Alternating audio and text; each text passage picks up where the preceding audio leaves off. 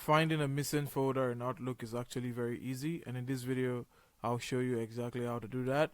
If you find this video helpful, please don't forget to like and subscribe. Now the first thing I'd like you to do is log into your Outlook account. Once you're done logging in, so the next thing I want you to understand is that to find a missing folder in Outlook, you need to start with simple checks and then use Outlook's built-in search and recovery tool.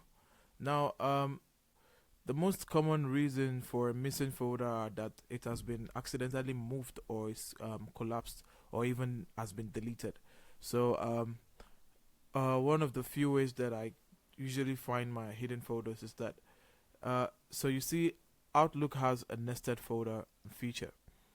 Under this folder I have the junk folder and I have the hold folder, and if I move the folder out, it's going to be outside of the folder. So this might have been what happened. So it's very important that you look through this list first to see if you can find your folder. If not, you need to collapse every root folder that has nested folders till you find them. If not, if you still cannot find them, Outlook has this way of searching for folders. If you cannot find the folder, you just come here, you come to all folder, and if you can remember even one email that has been sent to the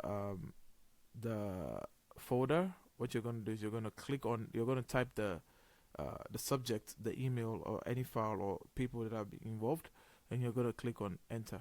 And once you click on enter, it's going to bring out all of the emails that have a similarity to what you've typed. And right in front here, you can see you can see the folder names. And if it were in a different folder or different folder hierarchy, you definitely see the folder name here. And that's how you find missing folder in Outlook. If you find this video helpful, please don't forget to like and subscribe. On to the next one. See ya.